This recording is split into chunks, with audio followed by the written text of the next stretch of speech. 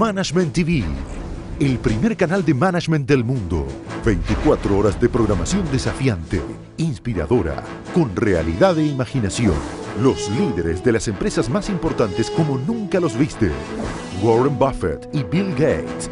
Preguntas y respuestas de los hombres más exitosos del mundo de los negocios. Las empresas más importantes del mundo por dentro. Inside Saatchi & Saatchi, la intimidad de una campaña publicitaria exitosa. Cómo se piensa, cómo se plasma y cómo se trabaja en una de las agencias más creativas del mundo. Google, ¿quiénes lo hacen? ¿Cómo lo hacen? Conoce a las personas detrás de la empresa en la que todos buscan trabajar.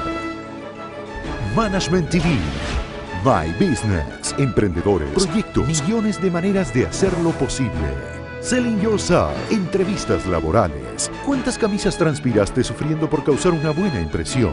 Aprende a venderte de la manera más efectiva. CEO Exchange, entrevistas mano a mano de los CEOs de Coca-Cola, Starbucks, General Electric, Nike, Motorola. Management TV, Performance. Descubre cómo la ciencia y la tecnología ayudan a mejorar el rendimiento de los superatletas. Wall Street Warriors, el centro financiero más importante del mundo, por dentro. The Restaurant. Si siempre soñaste con tener tu propio restaurante, accede a la cocina de este chef que trabaja para alcanzar su sueño. Management TV. A solas con Charlie Rose, Richard Branson, George Soros, Bill Clinton, Al Gore. Conoce de cerca a los líderes que están haciendo historia. Cirque du Soleil. El espectáculo que conmueve al mundo llega a la televisión. Acompaña el día a día de esta compañía que redefinió para siempre el concepto de circo. Esto es Management TV. Las más famosas, las que hicieron historia, las que nacieron grandes y las que se hicieron grandes. Las empresas, testigos de los más espectaculares logros colectivos, forjan el camino de la sociedad. Descubre los secretos de las más exitosas empresas en Management TV.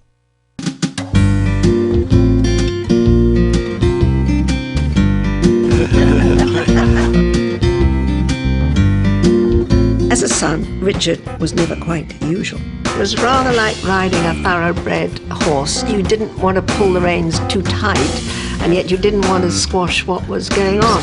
So I tried to make them extrovert.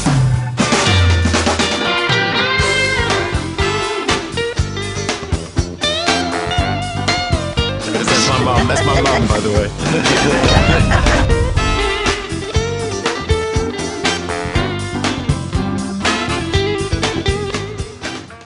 Inspiran a la generación que viene. Definen el rumbo de sus industrias. Marcan la diferencia. The world's changing. It's about who you pick to run your companies. Son los líderes de las empresas más importantes del mundo. Starbucks, Motorola, NBC Universal. This business was built by being entrepreneurial and taking risks. Leaders have to demonstrate that they will do what they ask others to do. Y están en CEO Exchange, una entrevista cara a cara. Las preguntas que te hubiera gustado hacer, las respuestas en primera persona. Por Management TV.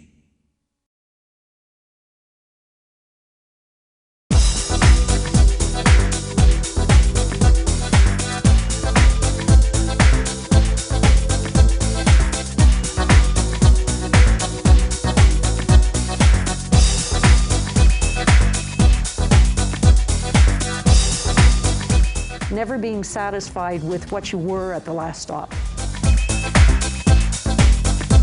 But if it doesn't click in my heart, I can't do it. I mean, that's ultimately what I have.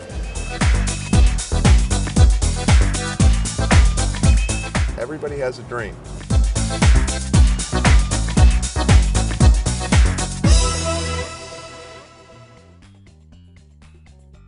Bienvenidos a Management TV. Hoy estamos aquí con Alex Rovira. Es el autor contemporáneo más vendido en lengua española, con 5 millones de ejemplares de sus libros, el último de los cuales es Los 7 poderes que transforman la vida. Bienvenido, Alex. Muchas gracias por estar con nosotros. Gracias, Eduardo. Has escrito sobre la suerte. ¿Qué es la suerte? Hay que diferenciar lo que es la suerte y la buena suerte. Te diría que podríamos decir que la suerte es el azar, lo aleatorio, aquello que no depende de nosotros y cuyos resultados son variables y son efímeros. Me explicaré. Se relaciona muchas veces la suerte con la lotería, por ejemplo, ¿no? Y hay un dato muy revelador, y es que el 90% de las personas a las que les toca un gran premio en la lotería lo pierden todo, entre 3 y 7 años después, incluido el propio patrimonio. Y también se le rompe la red de afectos. Luego, de entrada, uno podría decir que te toque la lotería es un factor de suerte, pero si no lo gestionas bien, te puede hundir la vida. Y es lo que ocurre con diferencia de la manera más habitual. ¿Qué característica tiene el 10% que sobrevive al golpe de suerte? Pues que son personas que ya han aprendido a gestionar la riqueza y que tienen una cultura de ahorro. Ralph Waldo Emerson, que era un filósofo trascendentalista americano del 19, decía que antes de adquirir un poder debes adquirir la sabiduría para poderlo gestionar. Esa sabiduría es la buena suerte. La buena suerte, a diferencia de la suerte, que puede ser buena o mala y cuyo resultado no es duradero, es efímero, no depende de ti. El azar, la suerte no depende de ti, pero la buena suerte la crea uno mismo en función de sus actitudes y puede hacer que dure siempre. La buena suerte, entonces, ¿cómo la atraemos? ¿Cómo la creamos y cómo la atraemos? Bien. Porque de alguna manera esa buena suerte es una postura existencial que pasa por asumir tu responsabilidad sobre cualquier acto de tu vida y pasa por el desarrollo consciente, es un ejercicio. Yo te diría que la buena suerte es un lenguaje. Es un lenguaje que hay que aprender a desarrollar. Por lo tanto, lo desarrollamos en un trabajo en nuestra conciencia, que pasa por darnos cuenta en cada momento de lo que estamos viviendo y de que tenemos una libertad que nadie nos puede arrebatar. Esto lo decía Viktor Frankl, que sobrevivió al campo de exterminio de Auschwitz y que escribió un libro maravilloso, El hombre en busca de sentido, ¿no? Donde decía que la última de las libertades humanas es elegir nuestra actitud ante cualquier circunstancia. ¿Eso qué quiere decir?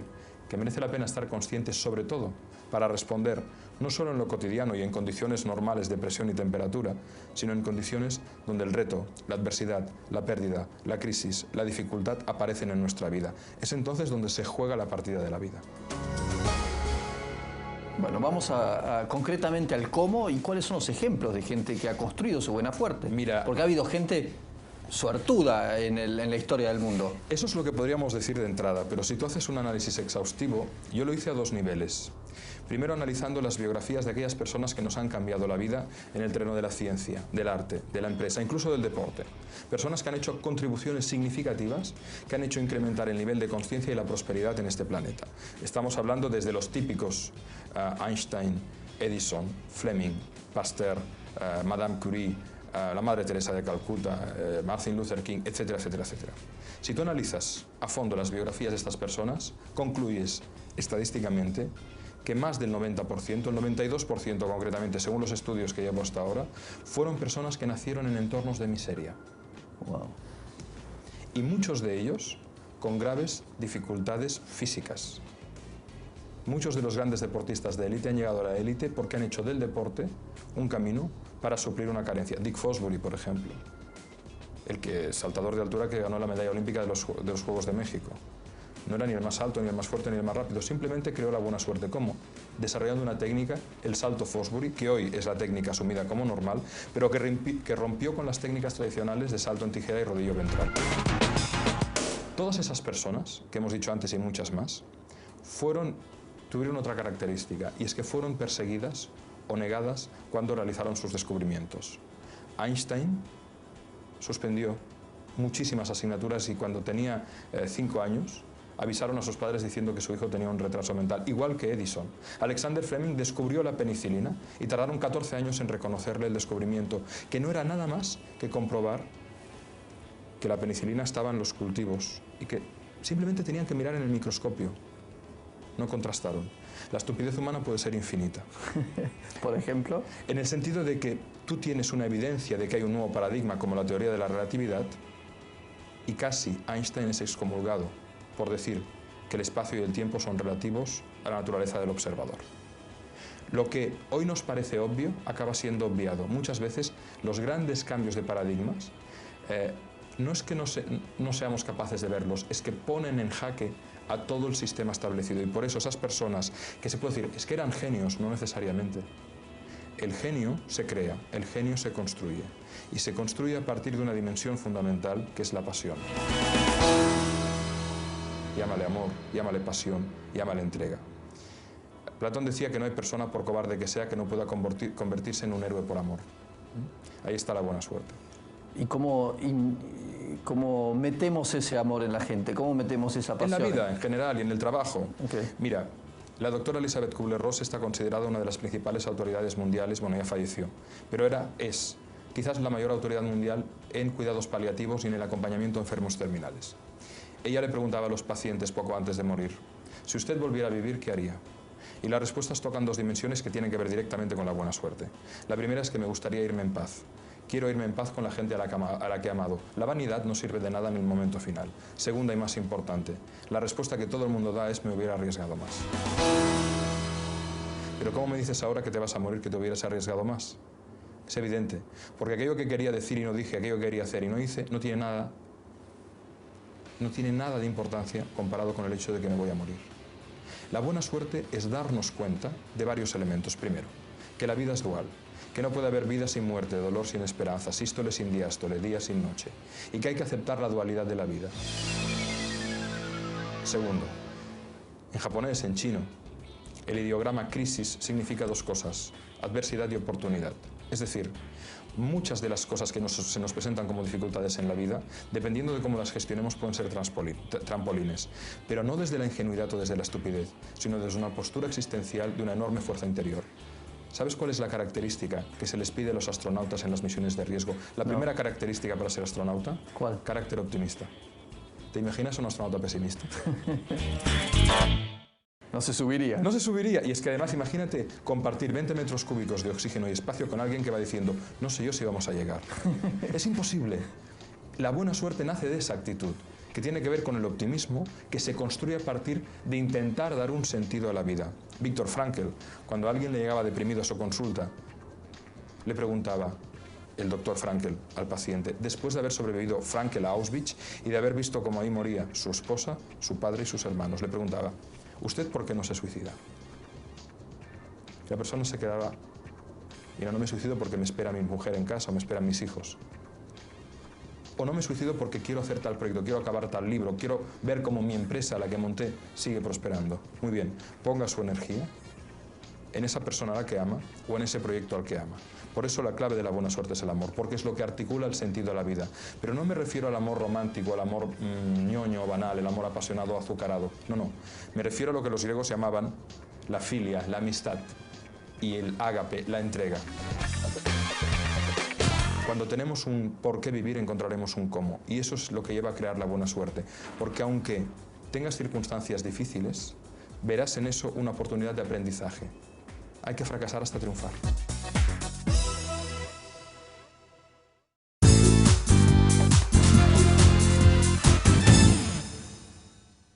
Esto en el ámbito de los negocios, del trabajo, significa que tengo que quedarme y trabajar en un lugar que me guste, que me apasione, y si no me gusta la empresa en la que estoy, me tengo que ir, o tengo que aprender a desarrollar amor y pasión por lo que haga, no importa dónde esté. ¿Cómo lo traducís? Es una combinación de ambas y depende del momento. La buena suerte en esencia consiste en crear circunstancias. Eso sí, ten en cuenta que 1. La resignación es un suicidio cotidiano y 2. Ten cuidado con tu grado de masoquismo. ¿Qué quiero decir? Que no te rindas frente a las dificultades que te pone la vida, sigue remando siempre. Pero segundo, ¿dónde está el punto de equilibrio entre ese masoquismo y el hecho de decir, ya no puedo más, tengo que crear un nuevo entorno? Entonces, a nivel de trabajo, lo importante es siempre tener esa actitud positiva que te permite tener esa resiliencia, esa capacidad de caer y volver a levantarte para seguir andando. Si llega un momento en que crees que estás en una vía de no retorno, entonces plantéate tú cómo puedes crear tus circunstancias, activando esos 7 poderes, esas 7 actitudes que generan la buena suerte, ¿no? ¿Cuáles son? Empecemos por el primero. El primero es el coraje. Necesariamente, además el orden no es gratuito. Okay. Toda creación de nuevas circunstancias pasa por un acto de coraje. La cuestión es que a veces se considera que el coraje lo tienen aquellos que no tienen miedo, y es falso. El coraje no es la ausencia de miedo, sino la conciencia de que hay algo por lo cual merece la pena arriesgarse. Entonces, al miedo, más que vencerlo, hay que convencerlo, porque lo que niegas te acaba sometiendo, pero lo que aceptas te acaba transformando. Muchas veces el miedo es un deseo al revés, y el miedo a perder nos hace perder. Lo que hay que hacer es mirar ese miedo a los ojos. Quiero montar mi empresa, quiero hacer un plan de expansión, quiero incluso tener más socios, pero tengo miedo. Muy bien, Vamos a analizar por qué tienes miedo. No lo niegues, mírale a los ojos, habla con él. Contrástalo con algún buen profesional, asiste a los seminarios de HSM, asiste a Expo Management, infórmate, fórmate, dale dimensión y volumen a ese miedo y verás que es un deseo al revés.